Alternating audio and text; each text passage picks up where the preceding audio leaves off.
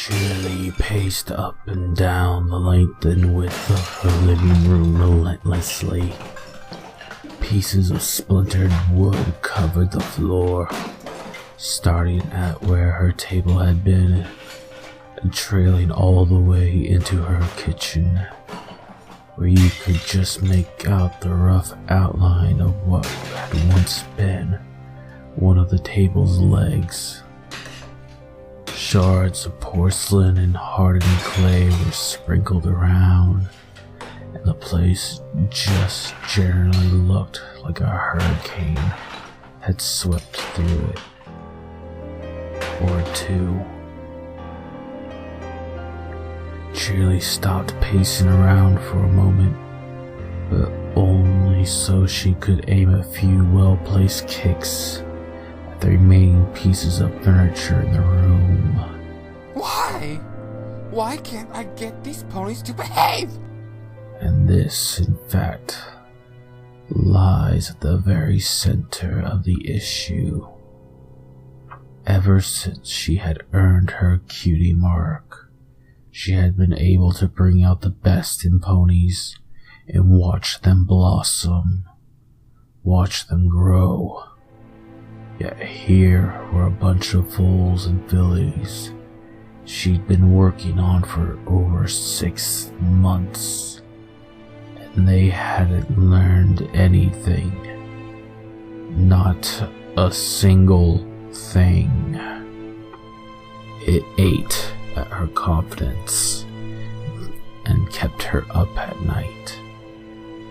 She lay twisting and turning as she wondered if she was losing her edge, if she had lost her gift. She had spent countless hours at the library Twilight Sparkle tended to, under the guise of looking for reading material that might interest her students. When Twilight had noted she'd been looking mostly at books covering the subject of cutie marks, Cheerilee had told her she was interested in alleviating the concerns 3 of her pupils had, the self-proclaimed cutie mark crusaders. But that was not true. The real reason was the one question constantly on Cheerilee's mind. Can a cutie mark be mistaken? Is it possible that I never was as good at teaching as I thought I was? That I simply had easy foals and fillies to work with before?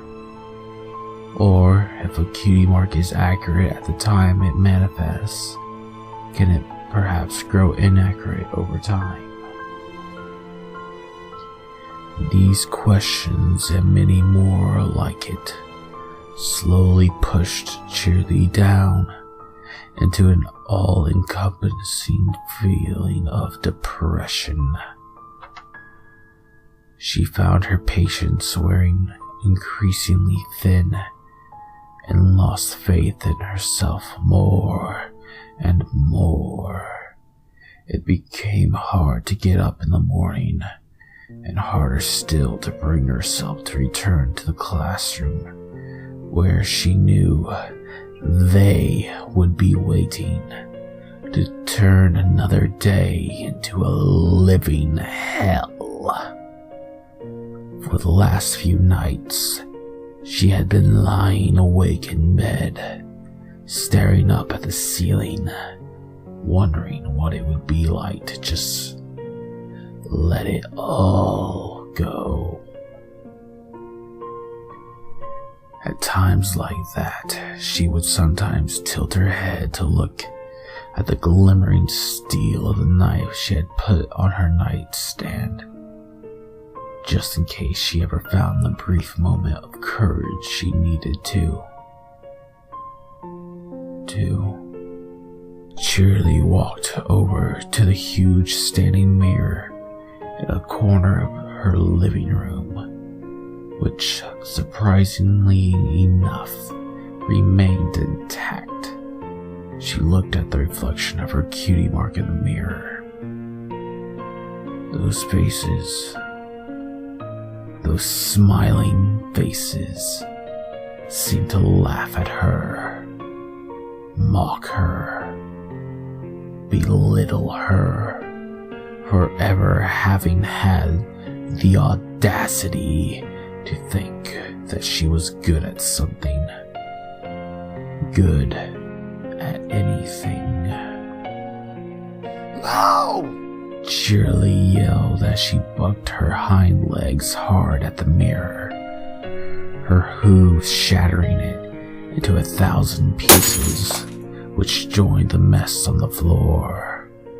Cheerilee's eyes twitched slightly as she panted and stared out of her window into her wild and overgrown garden. Normally, it'd be neatly trimmed and filled with beautiful flowers this time of the year, but with her ever-increasing moments of depression and lethargy, not to mention all the trips to the library, she had not been able to tend to her garden as well as she would have liked. Vines and weeds choked the budding flowers she had planted long ago, suffocating them, slowly squeezing the life out of their growth.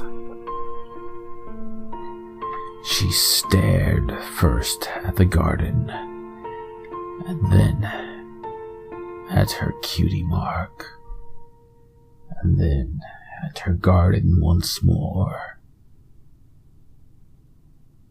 Suddenly, it all became clear to her. It all made sense. It was not that she wasn't a good teacher. Oh no, she had a gift, a great gift. She has always had it, and she had never lost it. She would never lose it. But her garden, her class, was overgrown by weeds and vines.